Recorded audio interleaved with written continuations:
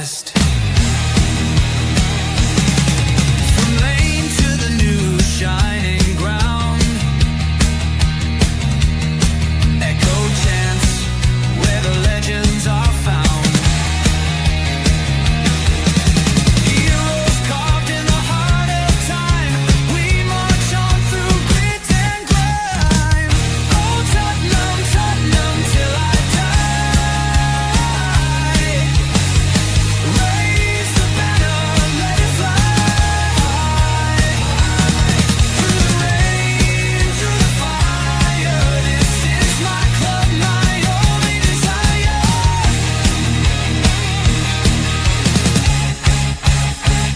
Oh Tottenham, Tottenham till I die. Raise the banner, let it fly. Through the rain, through the fire, this is my club, my only desire. Echoes of King and Greaves in the air. Every goal, the sound declares. Heartbeats pound like a drummer's song, marching forward fierce and strong. We're the ones who rise in the clash. Numbers running in a white shirt dash.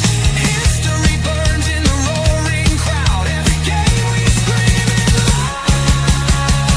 I'm Tottenham, Tottenham till I die. Raise the banner, let it fly. Through the rain, through the fire, this is my club, my only desire.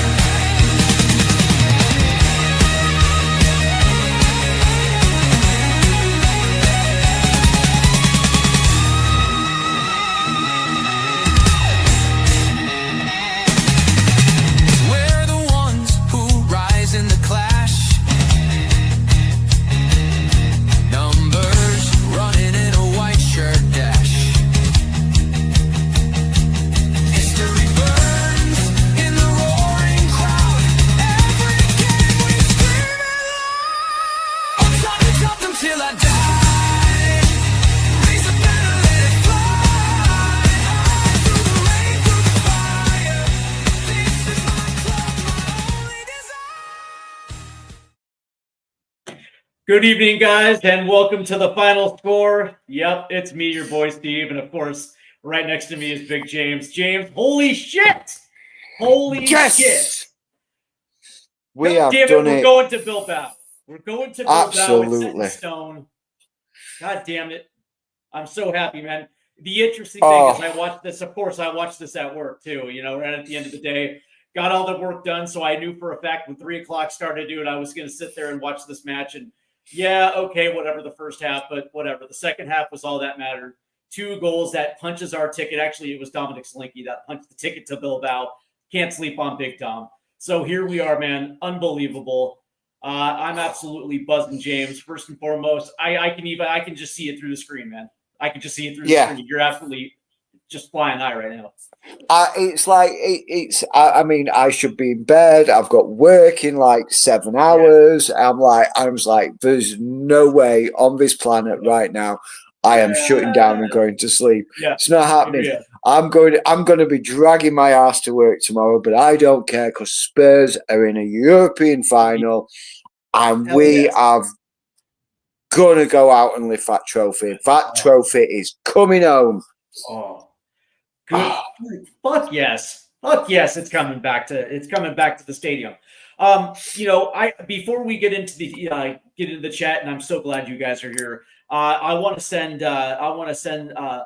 a big up to all the fans, all Tottenham Hotspur fans that had to sit through this shit show of a season, understanding that this was our last avenue for a trophy. And not only do you guys keep showing up week after week after week, but then also once we got out of the league play and we found out exactly what the knockout was all the way to this point, you guys continue to show up, and you know what? I just have so much love for the Tottenham Hotspur fan base right now, because we have withstood this shit show for long enough to a point where we finally are going to get our hands on this goddamn trophy. So you know what? Yeah. Big up to you guys. But the other person that I want to send another big up to is Ange Postecoglou himself. No manager in my recent memory can I ever had seen a manager that had this type of season with that much pressure going into one of the biggest matches of the season and coming out with a clean sheet and punching his ticket to Bilbao.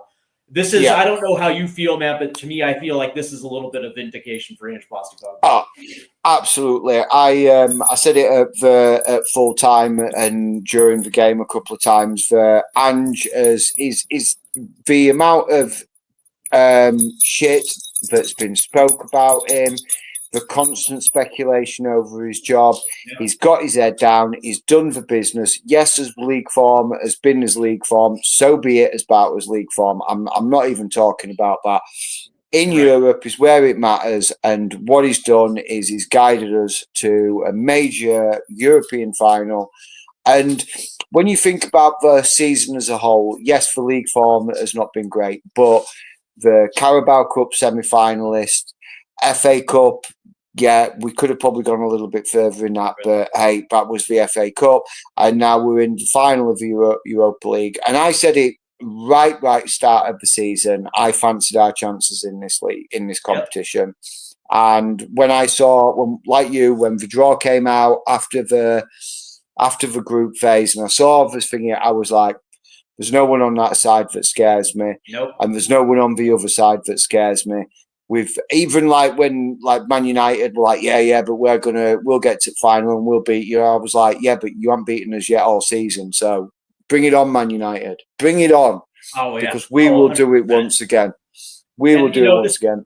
And this is no disrespect to Colin, but you know what, man? Screw Man United. I could care less. Yeah. You know what I mean? They're just another team on the calendar. But let's go ahead and get into it. First and foremost, we're going to start with the man himself, Dermatron, right here. Bilbao, here we come. Watch out, Man United. You damn right, you better watch out. I don't care how many red cards you were gifted to get to the final. It's not going to happen in the final. And I'm saying that right now. Book it 3-0. 3-0 right now on the night. Clean sheet, and we're hoisting a trophy. 100%. Yep. We have Wayne Bonner here who says, good evening again, everyone. Hell of an evening, Coys. Absolutely, Wayne. Glad to have you along. Then we have Irwin. Hell yeah. Come on, you Spurs. He's on a beach somewhere, is Irwin. He's living life to the max on the beach. Listen to the watch along. Absolutely loving it, Erwin. Thanks for joining us in Final Score. I hope the weather is nice on the beach still for you. Yeah, beach. You gotta love life.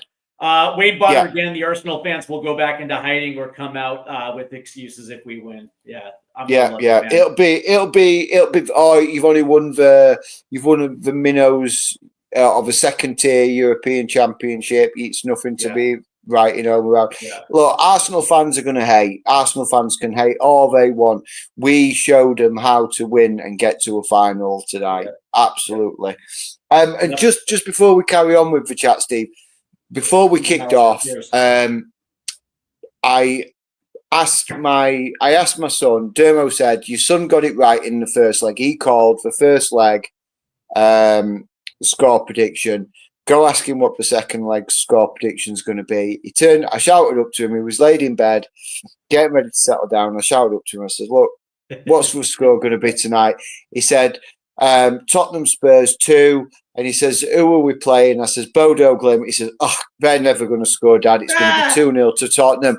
And he called it. He's called both of the semi-final results. He's called them both. He's called them both right.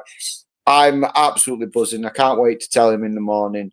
But he got it right. He'll be over the moon, and I will be making sure he gives me a correct prediction for the final. Okay, kudos to the youngster, man. I think I might have had it 2-1, but regardless, it's all good. By the way, I'm enjoying these Arsenal tears. Yeah. So we have Wilton Mac. We have the Big Mac right here on the way to Bilbao. Tottenham are going to do it again. You damn right we are. Wayne Bonner checks in. So much for me getting any sleep tonight. Yeah, you and James have the same problem. The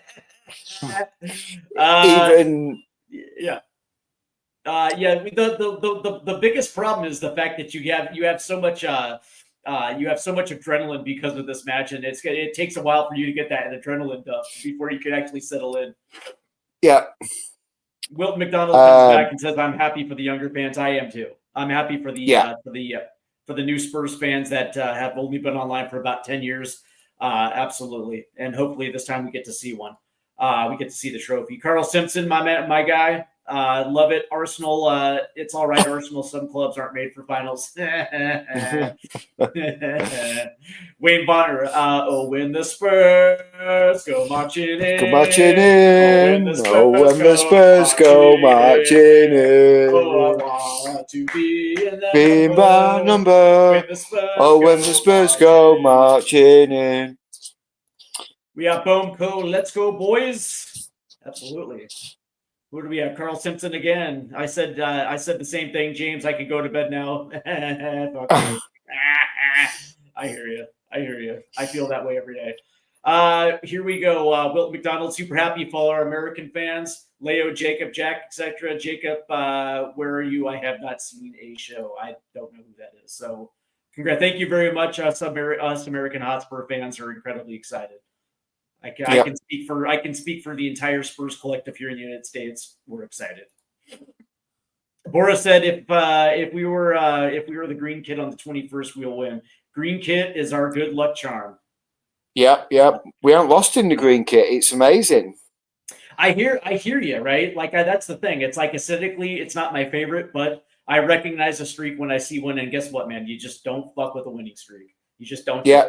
I've got one of my other shirts hanging up behind me. I couldn't make up my mind. Did I want to go home? Did I want to go away? So I thought, you know what, I'm going to hang me away one up. It's one of my favourite shirts, by the way. I loved that away shirt, and I've got my old. It's an older one, but it's still a Spurs shirt. I've got so many shirts.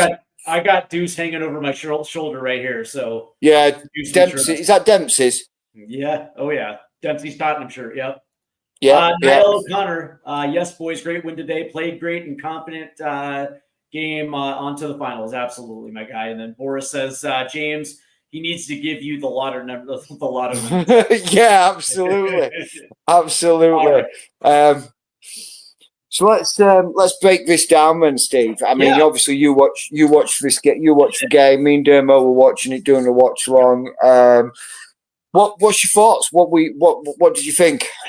Well, you know, it's funny because I sent you a message on message on WhatsApp, and the first 20 minutes, I was like, are my eyes deceiving me? Is Ange parking the bus in the second leg? Because that's very un-Ange like. They were really at times it looked like there was 10 behind the ball, and they were perfectly comfortable with not playing with the ball. I thought the first 20 minutes were really just haphazard. It really did look like they were getting adjusted to the pitch. They were getting adjusted to the weather a little bit. And the first 20 minutes, I was like, it's kind of sloppy. But as that first half kind of progressed, you saw Spurs really just kind of dig in with their game plan. The interesting thing was they felt comfortable with the 2-goal lead. Never at any point when Bodo had the ball did it look like they were pressed. They looked extremely comfortable just defending, and I got to give a ton of credit to Ange. He was right. You know, there's no need. There's really no need to chase goals. Get through the first 45, and now all of a sudden, all the pressure's on Bodo, and all we have to do is just sit back and just defend. And they certainly did. And I thought it was a brilliant game plan from that aspect. Absolutely. I mean, I would have. I said it in before the whistle. The best form of attack is defense. The best form of defense is to attack. But Spurs proved me wrong there. I was thinking the first 20 minutes was very much like a boxing match. They were like throwing jabs at each other and the odd little glancing blow and feeling each other out. But as soon as it got to half time at 0-0, I felt a little bit more comfortable. Got to 55th minute, and I was even more comfortable. And the longer that it stayed 0-0, the more Bodo and Spurs were giving him the ball to play and try and come at them. Absolutely. And I think and the more it went on, I was more confident that we were going to nick a goal or two. And it came that way. I mean, Pedro Porro's goal. Yeah, well, I mean, Solanke's goal, right? Comes off the corner, and I Yeah, think it was Romero that headed it Romero. forward. Yep, it was Yeah, Romero that headed it forward, and Dom Slinky, man. And by the way, is it me or is Dom Slinky heating up right at the right moment? Because now yeah, this, yeah. He's, I believe this is now the fourth straight European match where he scored, and tonight was just cleaning up a mess. In a perfect position off the, to corral that hitter from Romero, and he just slices it in. Quick funny story though, because as I was leaving work, Tom Slinky scored the goal, and I went absolutely batshit crazy, and 20 people turned around like, "What's up with this dude?" And I was like, "We are Tottenham, super Tottenham." And they were like, "Oh." I was like, "Oh yeah, it's over." I was like, "Dude, it's over." At that point, yeah, that's it. That's it.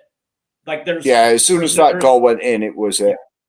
It was over, and there's no way Bodo's coming back. They're not scoring 4 to take this away from us. By the way, No, Boris checks in here. He says Bodo Glimt defender Josteen Gunderson on Tottenham. It's not the best team in the world in defense, with all due respect. And let me say, with all due respect, how many goals do you score today? Right? If we're not the greatest team in the world in defense, and in some respect, I can understand why he says that. How many goals do you score today? That would be yeah, and it was like all the comments. This one here, Bodo Glimt defender. Yep. Fredericks Schwold on the second leg versus Tottenham. I think their press will collapse pretty quickly. Then we can cause trouble. Cool. We didn't press you, and you still didn't cause us trouble. So it's cool. Yeah, cool story, like, bro. Cool story, bro. You know what I mean? Like that's awesome that you think that, right? But yeah, you're absolutely right, James. We didn't necessarily press them. We actually gave them the ball. And yeah, it's like outside of that first half attempt with the that ball that was whipped in that hit their striker, and he couldn't get a clean head on it.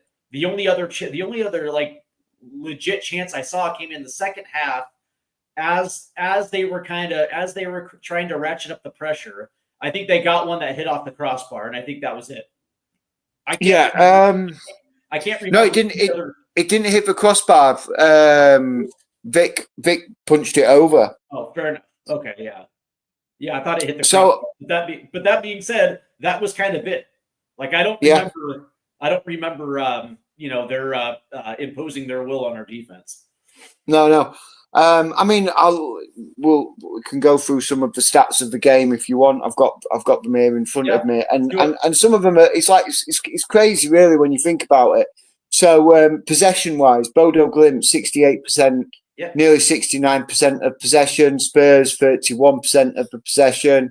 Bodo 7 shots to Tottenham's 8 shots, 2 on target for Bodo, 3 on target for Spurs. 3 off target for Tottenham, 3 off target for Bodo, and 2 shots blocked each. Bodo's pass accuracy was far better, 85% passing for Bodo, 73.8% on Tottenham's. 1 clear-cut chance for Bodo, 2 for Tottenham, 3 corners for Bodo, 8 corners for Tottenham, and again, Spurs, although we were strong defensively, this stat does surprise me. So Bodo had 80% tackle success. Spurs only had a 63% success tackle rate. But I can't see that personally because we were so much more stronger defending. We won 55% of our aerial duels to Bodo's 45. And 2 yellow cards for Tottenham, one for Bodo, with 10 fouls won for Bodo and 8 fouls won for Tottenham. I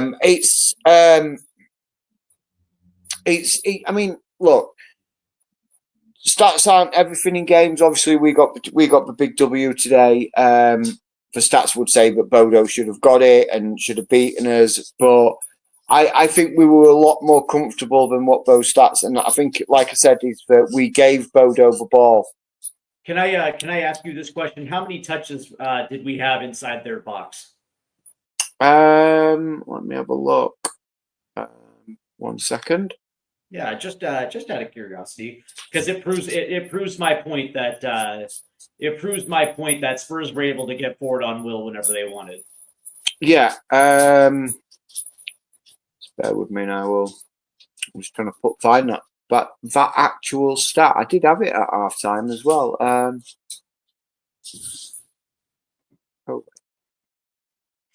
Yeah, and what's interesting about it is, Tottenham just said, here, have the ball. It's not that big of a deal. Yeah. And what was interesting about it is one of the things that I will say is that I actually thought Rodrigo Betancourt had a brilliant game today. That dude was camped in the passing. That dude was camped in the passing lane today. Bodo really couldn't get much success through the middle of the park. And I'll give, dude, here's the thing. It's like I'm all down the line as well too. I'll give credit where credit's due. Yves Bissouma had a pretty good game today as well too. Yeah, he did. And what was interesting about it is every time they tried to break, it was those two generally getting into the mix and popping up ball free, and all of a sudden we would get forward. Yeah. And that being said, it's like that's great. So you can have all the possession in the world, but what are you doing with the chances that you try to create? Well, the answer is you didn't get really many chances to create. That's the whole thing. It's like even with 69% of the possession, it doesn't matter to me. It's with that possession, how many opportunities do you have a chance to create? And Bodo had next to none. Where Spurs, every single time they came down the pitch, what was it? Generally speaking, a deflection out for a corner.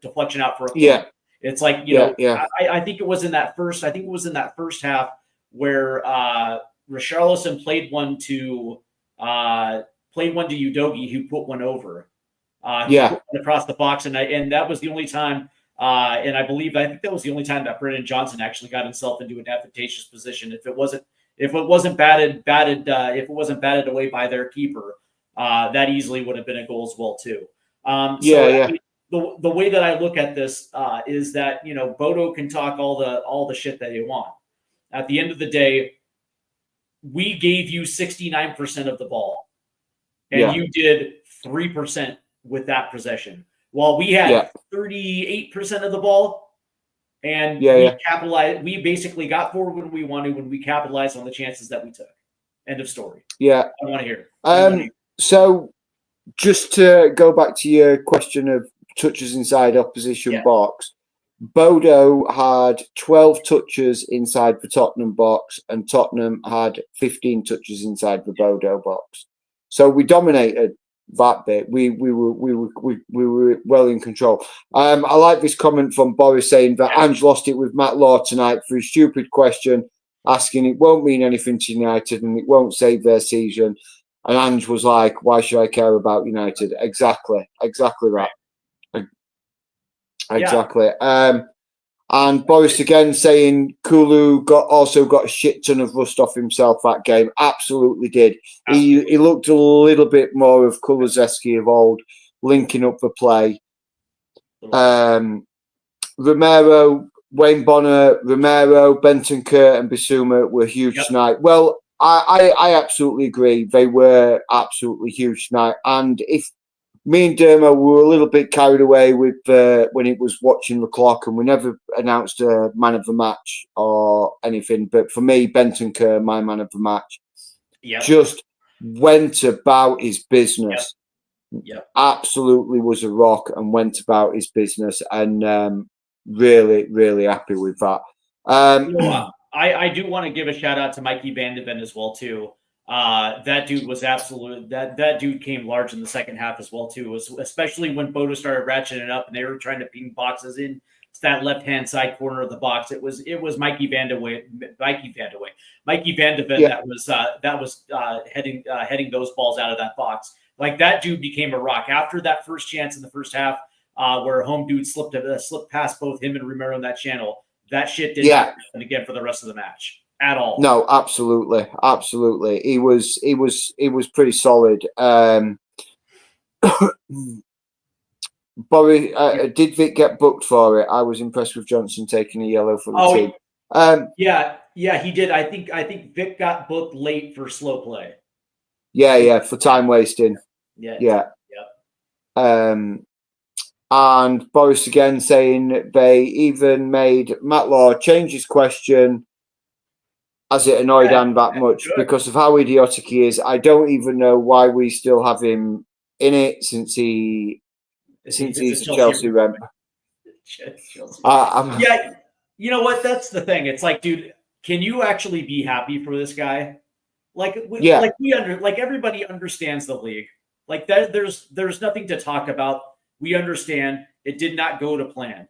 A lot of that has to do with injury, but that being said, it didn't go to plan. But look at the way Spurs have rebounded in the second half to get to a European final. Can you actually give Ange credit and stop being an asshole asking questions about how important this is to Man United? No. How important it is to Tottenham Hotspur? Yeah, Because exactly. it's hugely important. I mean, I guess congratulations to Ruben Amorim, I guess. Whatever. But it's like, listen, man, it means more to us than it does them. We want it more than them. We deserve it more than them. Absolutely. We need to put years of hurt behind us more than them.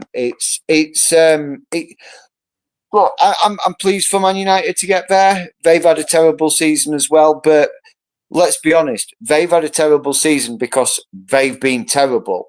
We've had a terrible season because our squad was decimated for at least 60-70% of the season.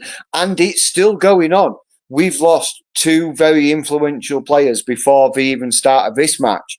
And before the final, we're not going to have two influential players. We're going to be without Bergwall. We're going to be without Maddison. Johnson's picked up a knock tonight. We don't know how serious that could be. That's going to be something I'm going to keep an eye out, and if anything's going to come of that, and what. So, Matisse Tell got stood on, Romero got stood on, but these players have just. And we look. Yes, we've been terrible, but we've been terrible for a reason. We've got a genuine reason why we've been terrible. The inconsistency of the players being able to play together. But I have noticed, certainly since the Frankfurt game, where Ange's played the same sort of team, but it's been mainly in the European games and mixing it up in the Premier League, that Romero and Van de Ven are starting to get an understanding with each other again. Yep. Udogie and Tell, or Udogie and Richarlison, starting to get a good understanding. Jed Spence and Tell, Jed Spence and Udogie, Jed Spence and Richarlison, and then down the right hand side, Johnson with Kulu, or Porro with Kulu, or Porro with Johnson. They're starting to build up that connection again. They're starting to understand Dom's runs and what Dom's doing. Yep. And Madders was starting to get connected again and start showing. And again, it's been disrupted. But it's a phenomenal amount of work that the boys have dug deep in Europe, and they've really, really produced a massive result. And you saw what it meant to them. I don't know if you saw the end of the game and like the players being over with the fans. You saw what it meant to those players. They were in, there was 400 travelling fans, and they were in the fans. They were in there. They were celebrating. And it was just like... Big up to those traveling fans, by the way, that took time off of work, that paid the premium to go to northern Norway to watch the Spurs team punch their ticket. I have nothing but love and respect for those 400 Tottenham fans that made that trek. And I like the fact that the team went over there and did that. Because you know what, it for tonight at least, it erases everything that's happened this season. 100%. Absolutely. And I actually have to tip my hat to the club, like we said it in the watch along. I tip my hat to the club for every one of those fans that went to that game. The club gave them a scarf. I mean, it was a simple scarf. It was a navy blue and white scarf with the crest on, but that's a nice touch. That is something nice. That shows that they actually care about the fans a little bit. I mean, I don't think it came out of Daniel Levy's pocket, but we're probably £1 million less on our transfer budget for next season. Well, but you know what it does? It shows appreciation, and that's something that fans have wanted to see all season. Like, do you appreciate the fact that we take time out of work to watch this club, take time away from our family to travel to watch this club? And it means a lot. It means the world to those 400 people that continue to do it, or the whoever, how many shows up in the Premier League. It means everything for these fans because they've been around for what, 20, 30, 40 years, and they've seen good and they've seen absolutely disgusting. And to see them punch a ticket to a European final means the world, and the club recognized it and said thank you. And I love that. Yeah. I do as well. Yeah. Wayne Bonner in the chat says, hell, there wasn't one bad performance out there tonight. The players showed the same pride and passion as the fans. Absolutely. Absolutely. Yeah. And you know this, James, because I've said it ad nauseum. The only thing that I want to see is these players give a shit. Like, that's the bare minimum. And you know what? Say what you will, but over the last week, we get the win versus Bodo on Thursday. We get the draw against West Ham. And both performances, you saw a different Tottenham Hotspur. You saw a hustling Tottenham Hotspur. You saw a Tottenham Hotspur that actually showed up and was willing to put in that fight for that day. And now we've seen it again. And absolutely. We've seen 3 straight performances where it goes above and beyond just getting a shit. They care about the fans. They played with passion. They played with heart. And to me, that's why I'm so proud of today, because they understood the assignment and they went out there and executed it. Yeah, and they did it well. Yeah, they executed it with precision tonight. That was a very, very complete performance by any Spurs side that I've seen.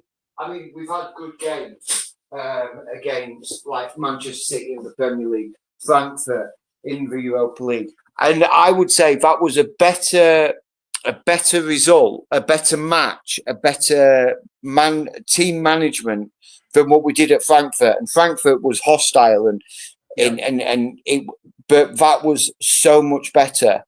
I mean, I said to Dermo in before the whistle, but we've got the last time we went away from home in a European knockout match with a 2-goal lead. We were playing Dynamo Zagreb, and we ended up losing, getting turned over 3-0, and it was like it had me worried. I like when you hear things like that, you're like, oh God, that could potentially happen again. But I think they handled the pitch, they handled the atmosphere, they handled their business. They went about their business and they handled it with absolute surgical precision tonight. Do you know what it felt like? It felt like they walked in there expecting to win. When have we seen that this year, where they stepped on the pitch confident, knowing that they're going to leave winners? You know what I mean? Like it feels like it's very far and few between the season. Yeah, I think probably the only time I would sort of say that was probably or Southampton at home, when we turned them over. Was both it at home or was it?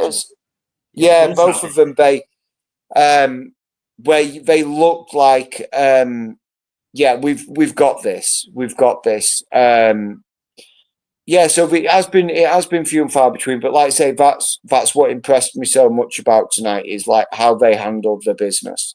They handled it like brilliantly, and I was just so pleased. I'm pleased for the fans.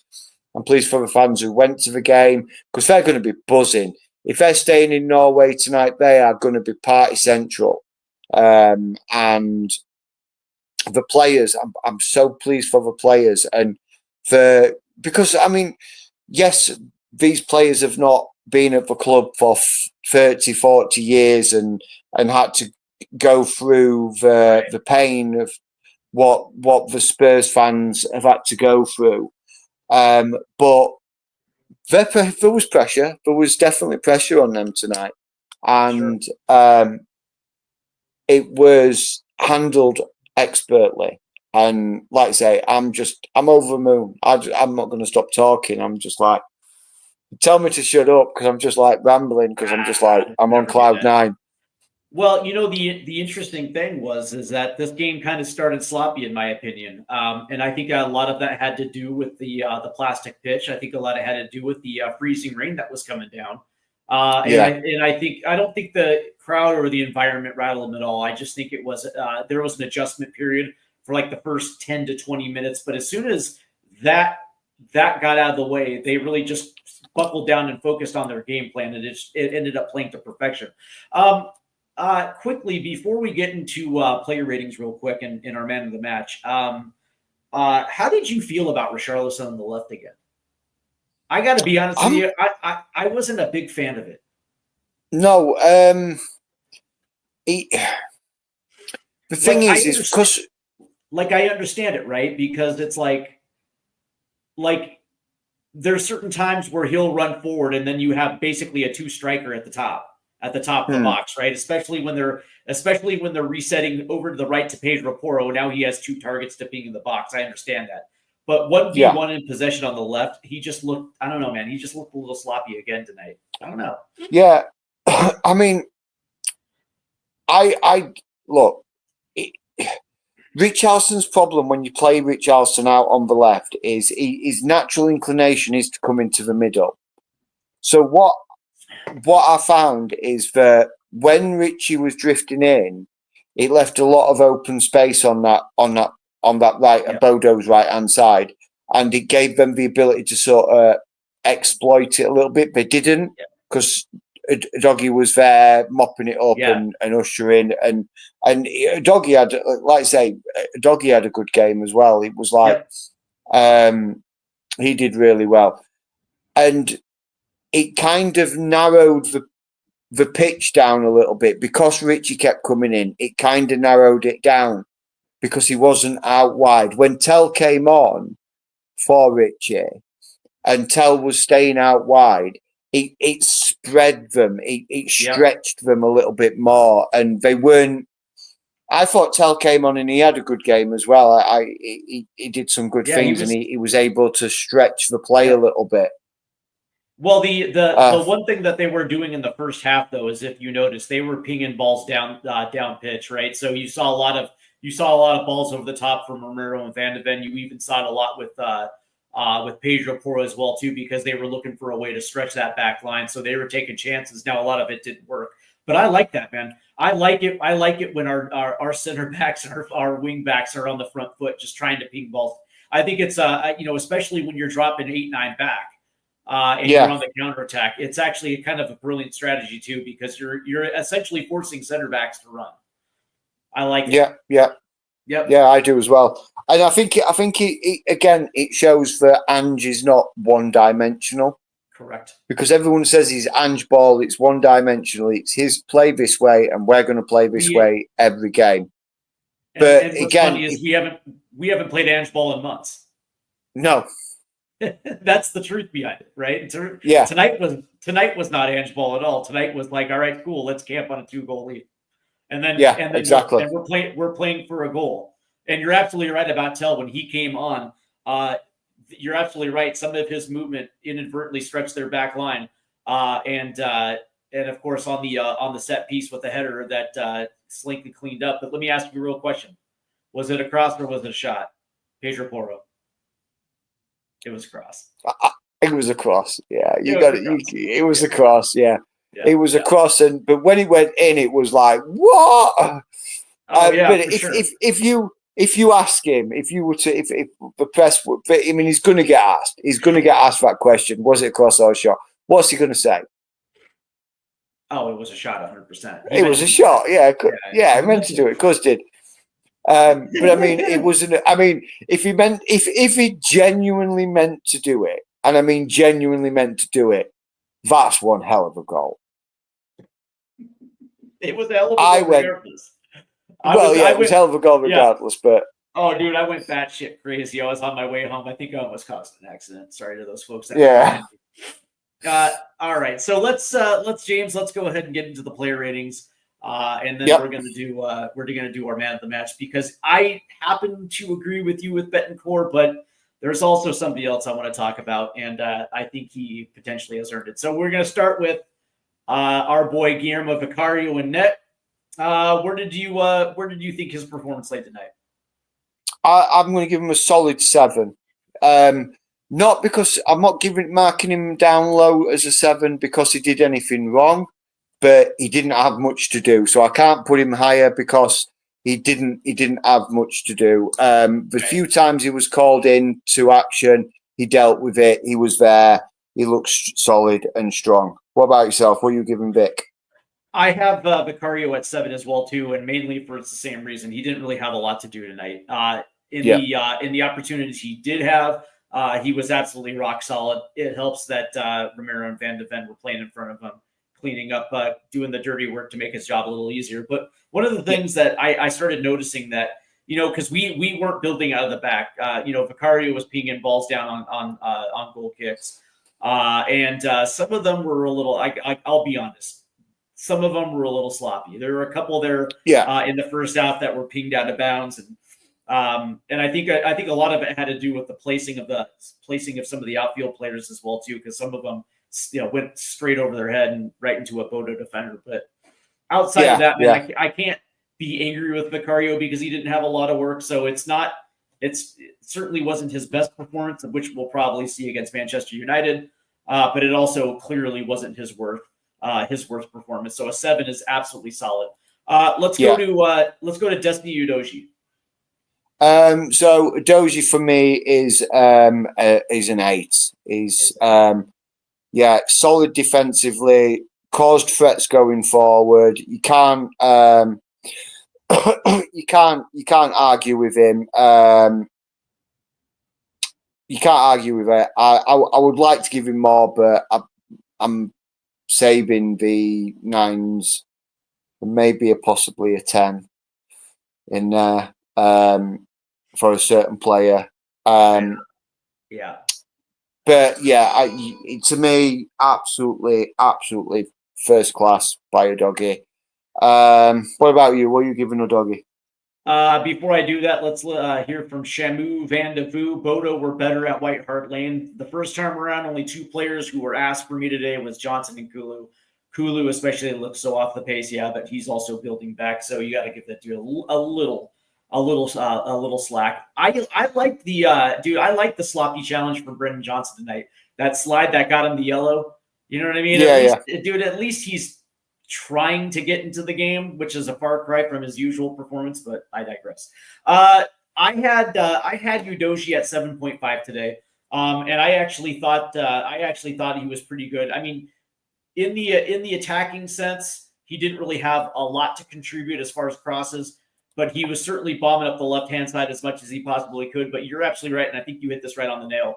It's when, especially in the first half, when Richie was drifting centrally, he stepped up to claim that space, and he was not allowing Bodo to push down that right hand side. I think it's a testament to his defensive abilities, but also isolated 1v1 on that deep in that right hand side. He was absolutely brilliant. And maybe if I missed one, maybe you'll tell me, but I don't think he got burnt once tonight. No, I can't think of any where he lost his man and was left exposed, or the defence was exposed because he was too further forward or not tracking back. So no, I can't. That's why I gave him an 8. I can't think of any. That's exactly right. By the way, Shamu's asking if mine is the 2010, 2011. No, sir. It's the 2012, 2013. Just like that Clint Dempsey shirt that's on my wall. I always got to rep the big man over there. All right, let's turn to Mikey Van de Ven. Mickey, I'm going to give him an 8.5 for me. He just phenomenal. Apart from the one time where he let the player slip between the channel between him and Romero. Flawless sort of match from Mickey, again, cleaning up, using his speed, using his strength. Good all-round solid performance. So an 8.5 for me. And the only reason why he doesn't get a 9 is because of that that one time where that play got between him. That's the only reason why I didn't give him a 9. I also gave him an 8.5 as well too. And by the way, on that header in the, I believe it was the first half, Romero peeled off of him as he was darting through that channel. Romero peeled off him because he's got to cover the near post, right? So it left, and it left Van de Ven 1v1. But the problem is like Van de Ven was just a step too late, right? He saw him, but he was a step too late, which is why Home Dude got a clean head on him. But that being said, it goes out.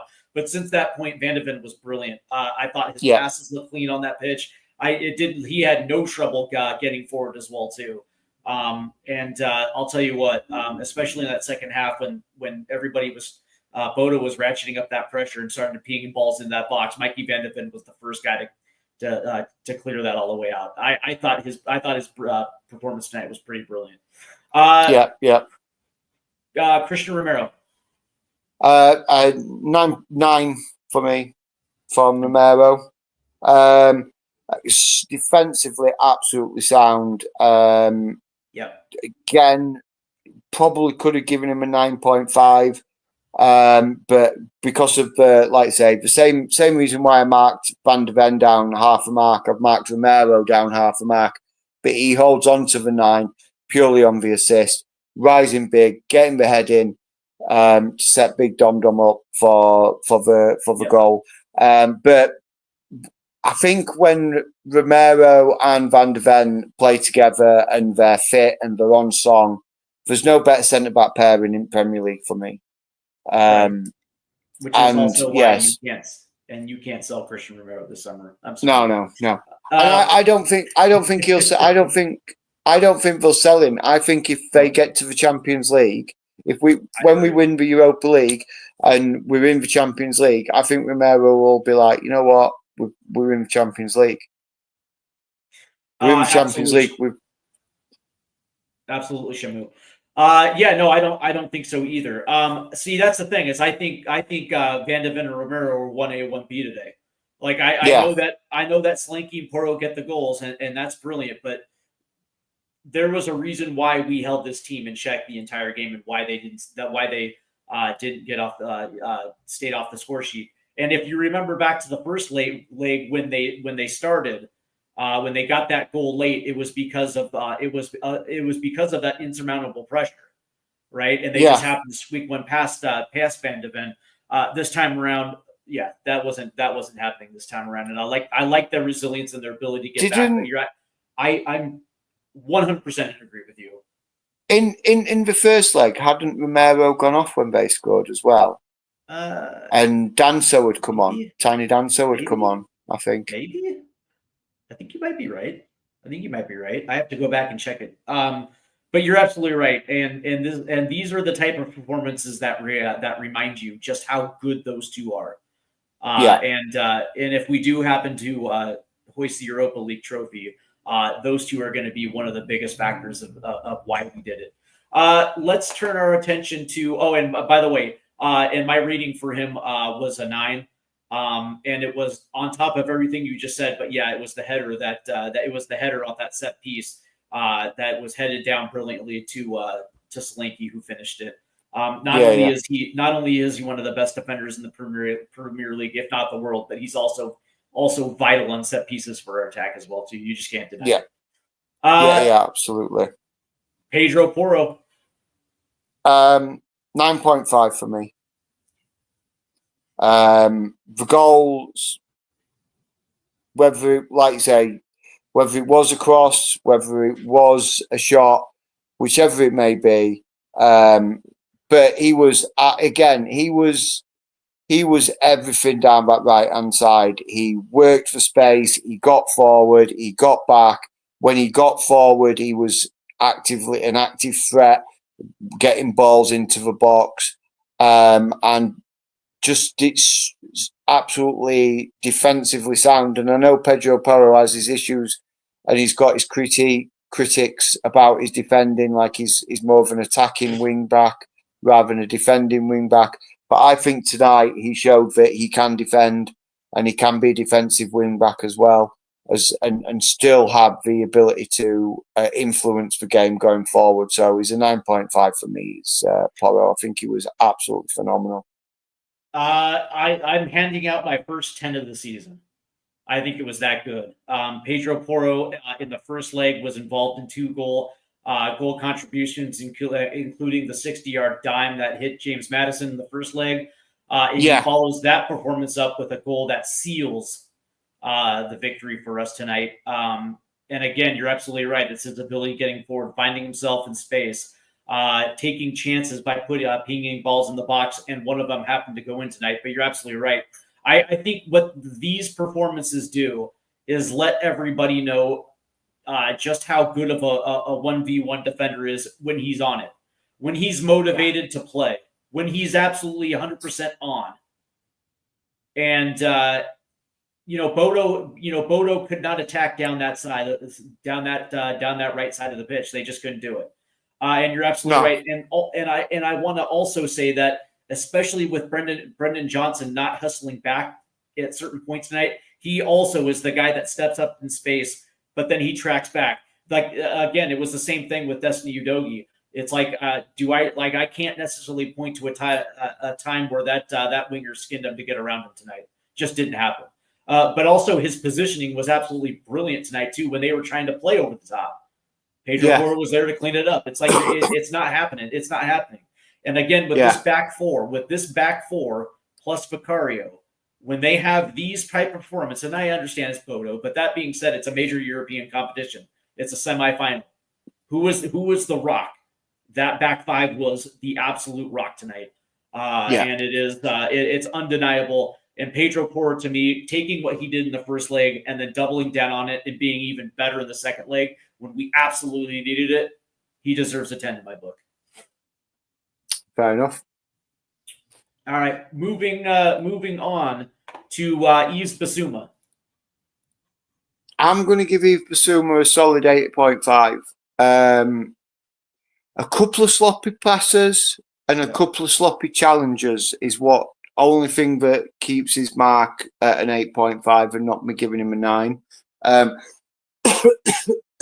But overall play, overall involvement in the game, I think he did what was asked of him. Made some good interceptions, made some good defense. It was good defensively.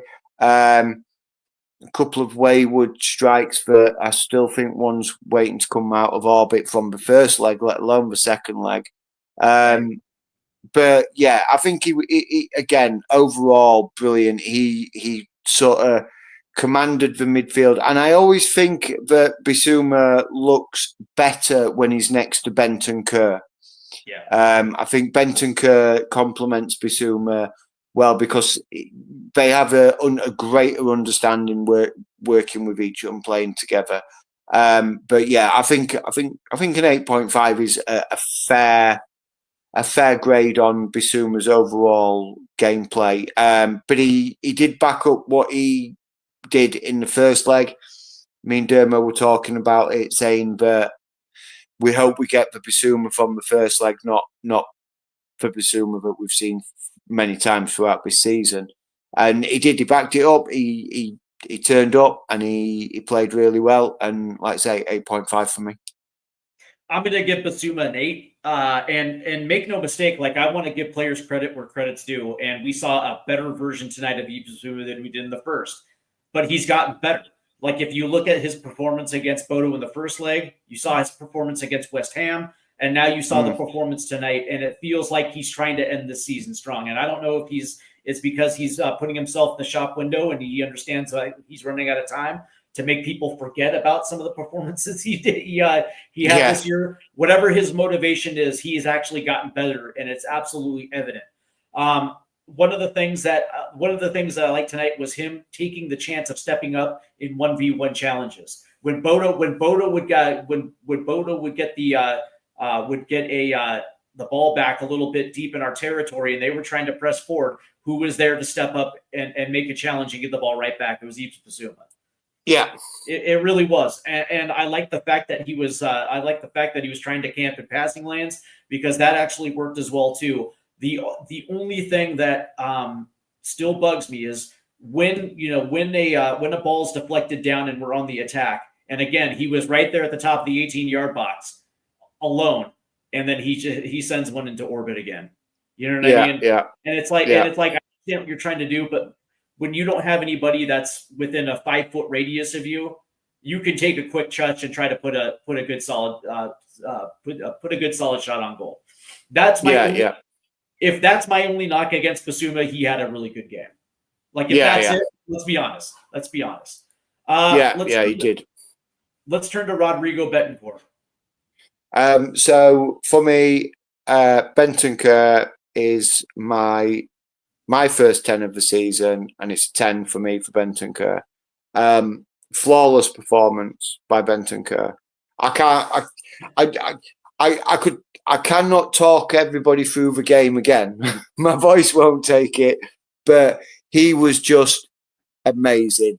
Interrupted the play, got in key blocks, got in key tackles, disrupted the passing lanes, linked up with Decky going forward and the wide men, pinged across field balls numerous times, was a threat looking forward, got himself in and around the box and sort of made a general nuisance for himself. It was a perfect performance for Bentancur. I really, really enjoyed watching him tonight. He was, like I say, he was phenomenal, and it's a 10 for me. I'm gonna back that up, and I'm gonna hand out my second. I think it was that plus the everything that you just said, but he was also almost playing the same role in that double pivot as Yves Bissouma. So you're absolutely right. He was a disruptor. To the point where there were a good block of time where Bodo was forced to the wings because they were able to play through the middle of the field. Right. Yeah. A lot of that testament was exactly what you just said. He was camped in passing lanes, but he was also, again, willing to step up and make a challenge. But then he gets forward. That's the other part of the equation. The dude gets forward, and you're like, what's so crazy about it is there was a moment a couple times where as he's getting forward, he's drawing defenders off other players, right? And just by his presence moving forward and his ability to link up, you're drawing defenders off, which opens up numerous goal scoring opportunities. I thought he was brilliant tonight, and I actually think that this is probably one of his best performances of the year. He's had some really good performances, but these last two European matches were the two best performances from Betancourt this year. I second that. Let's move to the wings now, and we're going to start with Brendan Johnson. Look, I'm not going to say there was a bad player on the pitch tonight, but he was probably the weakest link on the pitch tonight. Went missing for. Not missing is probably is a bit of a strong word. Drifted in and out of the game, I would say. That's a nice way of saying it. Yeah.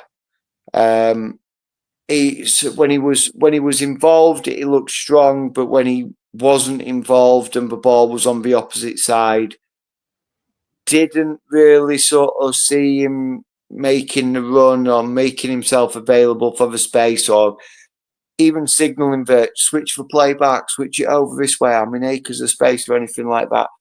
And for me, it's I like I say, I'm not going to say he had a bad game. He didn't have a bad game, but the reason why I'm going to give him a 7 is because of his A, the yellow card, and B, the fact that for portions of that game he was invisible and he drifted out of the game.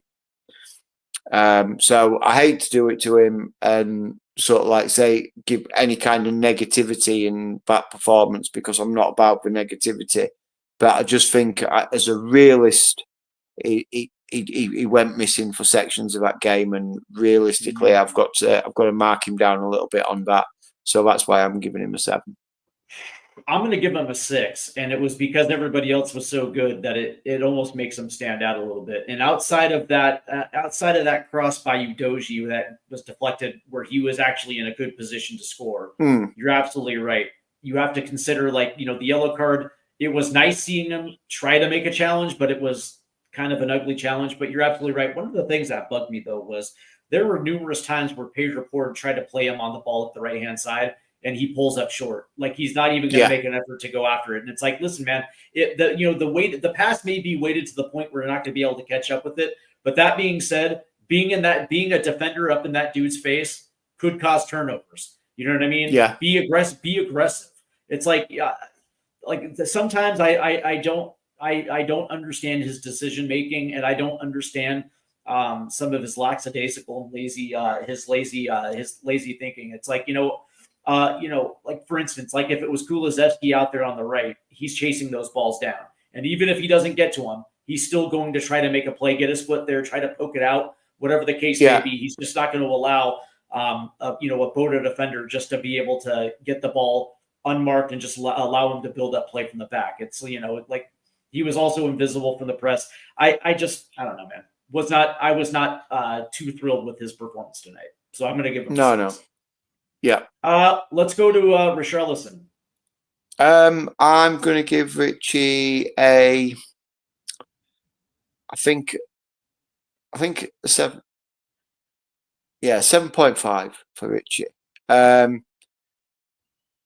Drifted in too much and narrowed his attacking trio. Like we said earlier, I think he drifted in and left space behind him, which made Doggy have to work twice as hard because but he did. You see, he did make some good challenges though. So maybe I'm being a bit hypercritical. It's like it's a hard one really because he did some good things and then he did some bad things. No, I think I'm going to stick with it. 7.5. He's trying to talk. He's trying to talk himself out of it. No. Yeah, no, I'm going to stick with 7.5. And just how, the fact that it drifted in a little bit too many times and could have done better with the ball at his feet a few times. Sort of is the only reason why I mark him down. But he was solid on the press, solid closing the gaps down, good defensive work at times, and I think he played overall well. And like I said against West Ham, is that we've got to remember he's only recently coming back from injury as well, so he's getting the rust off him and rust off himself as well. So I think 7.5 is a fair.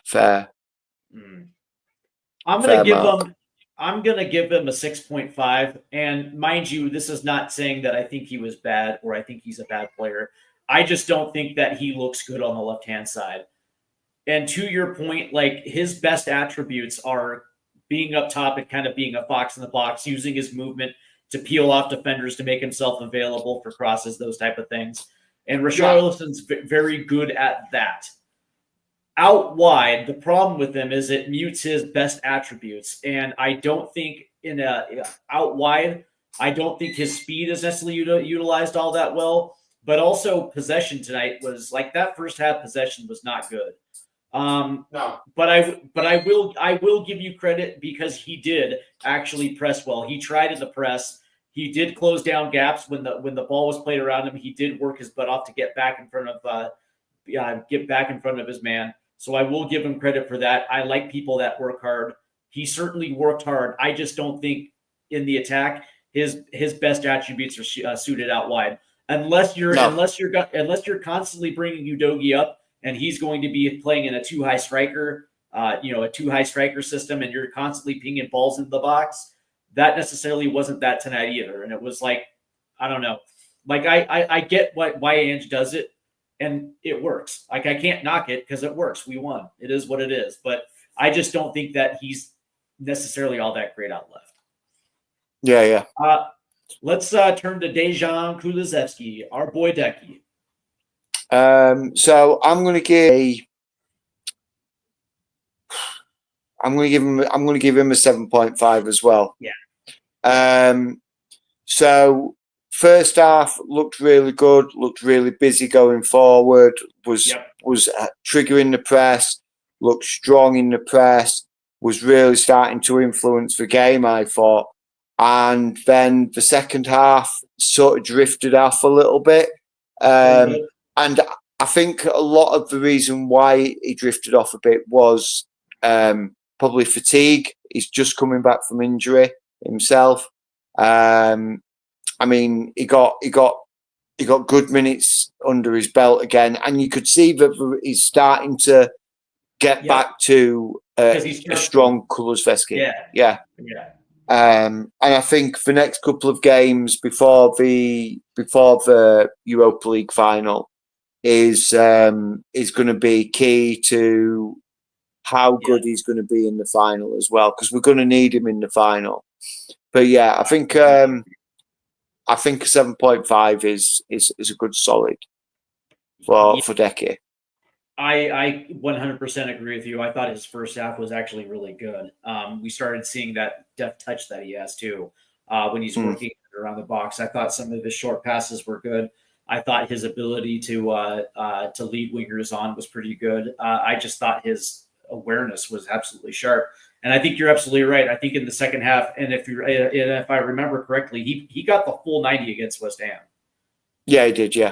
And I think that he's not 100% at that point where he can string together back-to-back 90s, because I do agree. I thought he got a little laggy in the second half. I didn't think he was able to get into position as much as he did in the first half, and I think a lot of that just is fatigue and rust. But that being said, from what I saw,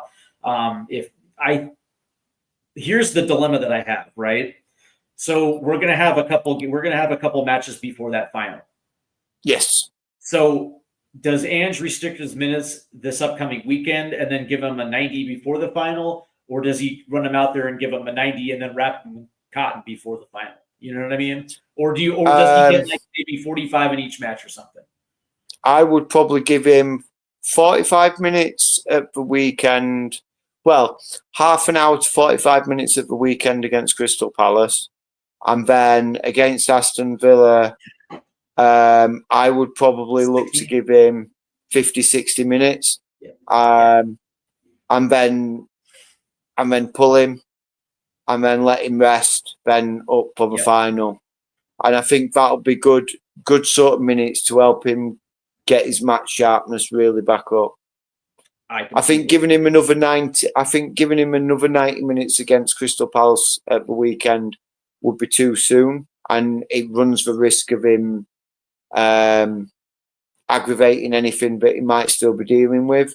And I think if you give him a 90 minutes before in the Aston Villa game, it kind of then puts the pressure on that is he then going to be able to recover in time for the following Wednesday, which I am pleased with the Premier League, by the way, but FIFA, but they have moved that game, and Aston Villa can claim prejudice all they want, but I don't care. I agree. Let's move to Big Dom Solanke. So Big Dom for me, I'm going to give him a 9. Worked so hard all game, got his reward in his goal.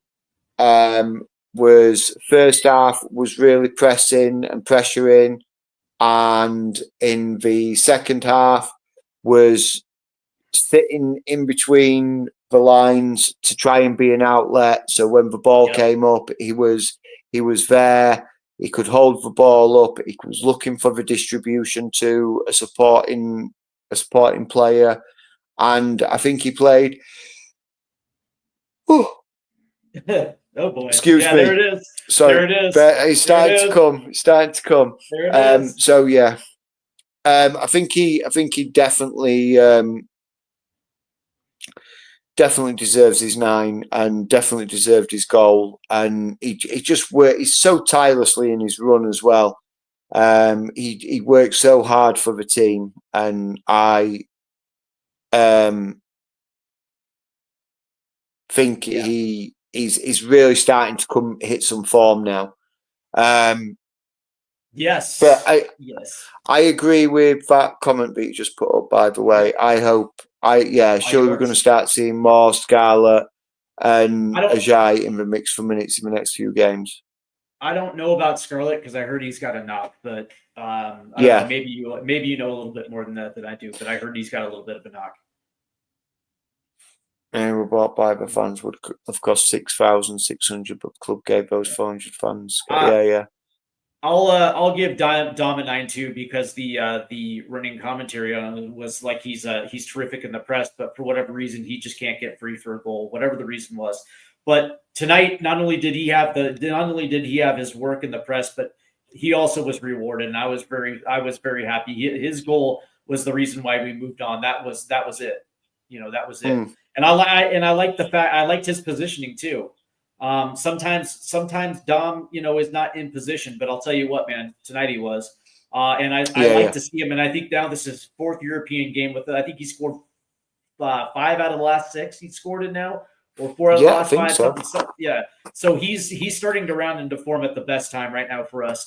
And I think it's absolutely brilliant. All right, let's get to the bench. How did you rate the bench tonight? I thought the bench was good. I thought it was strong. Yep. We only really... It was Matisse Tell and Papsar, right? Yeah, they were the 2 substitutions. So Papsar for Bissouma. No, Papsar for Johnson. And Tell for Richie. Tell for Richie, yeah. So, oh God, my earphones are going to die. So, really quickly, hang on, what I'll do, that one should have a bit of charge in it. Let me.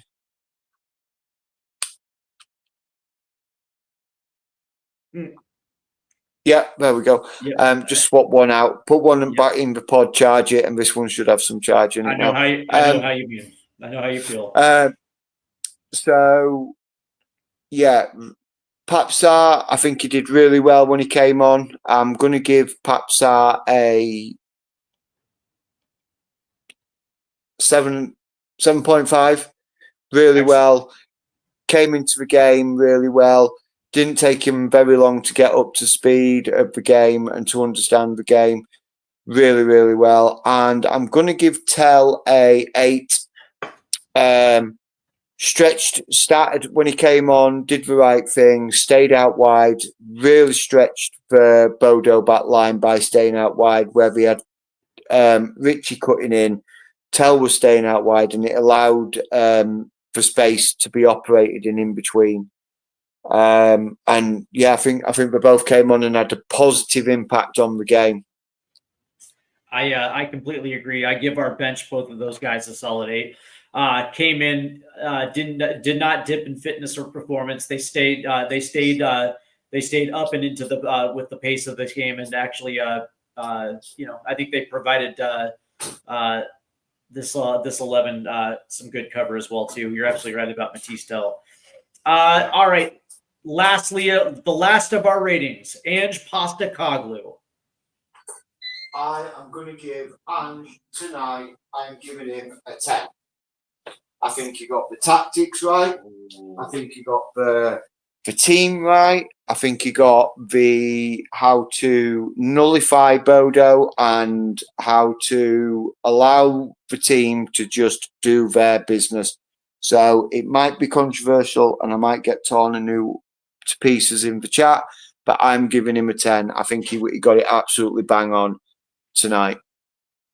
I concur. And do you know why? Because he played Bodo Glimt with Celtic. Yeah. So he knows Bodo Glimt. He knows what it takes to win there after losing there before. Like the only way that you're going to get better in life is not by winning, but by losing, because you learn from your mistakes. It seems common sense. But that being said, you're absolutely right. And mind you, tonight's team was the exact same team we saw in the first leg. Yeah, and we dominated the first leg, and we dominated the second leg without the ball. You're absolutely right. Yeah. His tactics were on point tonight. He knew exactly how to handle the situation. He knew exactly how to put his players in the best possible situation to succeed. He got his substitutes right. This whole European run, there's been some sketchy games for sure. But since the knockout round, AZ Alkmaar, Frankfurt, and now Bodo Glimt, he is absolutely passed with flying colors. I 100% agree with you. Ange Postecoglou hit all the right buttons tonight, and he should be getting praise for this one tonight too. All right. Yeah. The last of the night, because James, I know you're about ready to fall asleep on me, so we're going to end it right here. Yep. I'm flagging. I am flagging. Man of the match for me. I said it earlier on. I've not changed my mind. Even like recapping everything, it's got to be Bentancur. He was just phenomenal. I don't think there was a better player out there. Yes, he didn't score any goals. Yes, he didn't assist anything. But I think without the general there, I think we could have been in it could have been a different game. I just think he played phenomenal, and I can't think of any mistake he made tonight. So he is my man of the match, and I think it was probably one of his best performances of the season so far. I would have given a man of the match if it wasn't for Pedro Porro. And I gave him a man of the match in the first leg as well, too, because I thought he was brilliant, but I thought he just played better tonight. He took that performance in the first leg and kind of doubled down on it. Not only did Pedro get the goal, but I thought just defensively he was brilliant tonight. I thought his movements moving forward, the balls he tried to ping over the top were good, but I also think his set piece corner taking tonight was actually really good as well too. Correct me if I'm wrong. He was on the corner where he hit Romero that led to the Solanke goal. Correct? Yeah, it was. Yeah. I just think that's the thing. It's like I totally understand what you're saying with Betancourt, but I just thought Porro was just a tick a little bit better. But that being said, it's like when you have dual 10s on the field, it's actually a good problem to have. Yeah. Well, that's gonna do it for us, guys, and I want to thank everybody for tuning in tonight. I'm just over the moon. I can't believe that we're in the European final. You damn right. I'm taking work off that day to be a part of this. To be a part of this watch along and be a part of the pregame and postgame. So just to give you a quick update, on Saturday we have our Spurs morning talk show on Stateside Footy. James, are you going to be there? Yep, I'll be there. Perfect. And then of course Saturday night we have the MLS match of the week. We have the MLS watch along. The Columbus Crew will be taking on the Philadelphia Union. That's also going to be on Stateside Footy as well too, which you can also see here on the THFC TWD, and that's going to be an absolute banger of a match. I'm looking forward to that one. And then on Sunday, of course, we got you covered for the matches as well too against Crystal Palace. We have the pre-match build-up, we have the watch along, we have the final score as well too. This whole weekend, man, we got you covered. I'm looking forward to it too, and I'm going to celebrate tonight's win until Sunday, until we play Crystal Palace, because it's another opportunity for us to go out there and get a W, James. So we can celebrate this one as we should, but we also have another opportunity right in front of us to double down on that. So, James, any last words, my guy? Other than it's been an absolutely amazing night, I hope everybody is really enjoyed. I've loved every minute of tonight. Don't forget on Sunday as well, we've got Dermo down at Crystal Palace. So if anybody's going down to the game, he's flying over tomorrow. Hopefully he's getting some sleep now. So Dermo is going to be live from the ground and joining us at half-time and at full-time from the ground and giving us on reaction and doing some chats with some of the fans there, which will be great. And obviously me and you, Steve, the MLS watch along, the Spurs watch along, we're doing before the whistle, we're doing final score. It's going to be an absolutely rampacked weekend. And of course we'll bring you up to date with anything that we hear news wise that may happen between now and then. and we will hopefully be able to keep you updated on any upcomings and outgoings and what's going off in everything Tottenham. But for me, I would like to say thank you very much, Steve, for tonight. Thanks for joining me on this. It's been a pleasure. I am literally going to have a quick bite to eat because I haven't eaten yet, and it's 12:05. Yeah, a quick and I'm bite, going to be up for working. Yeah, a quick bite, and then it's going to be just passed out. It's that type Yeah, of night. exactly. Yeah. Again, I want to congratulate all Spurs fans out there, man. This tonight was much about you as it is about the team, and it's well earned and it's well deserved. And I'm glad that Tottenham Hotspur Nation, all of us, can enjoy this one tonight because it's it's rare. These things don't come every single year, and so when we get there, everything that's happened prior to this, just throw that away. The only thing that matters is the Sunday at Crystal Palace, and then our final in Bilbao. That's it. Yep. And so until Sunday, well, in our case, Saturday as well too. I hope you guys have a great evening. Come on, you Spurs. Come on, you Spurs. Have a great night, guys.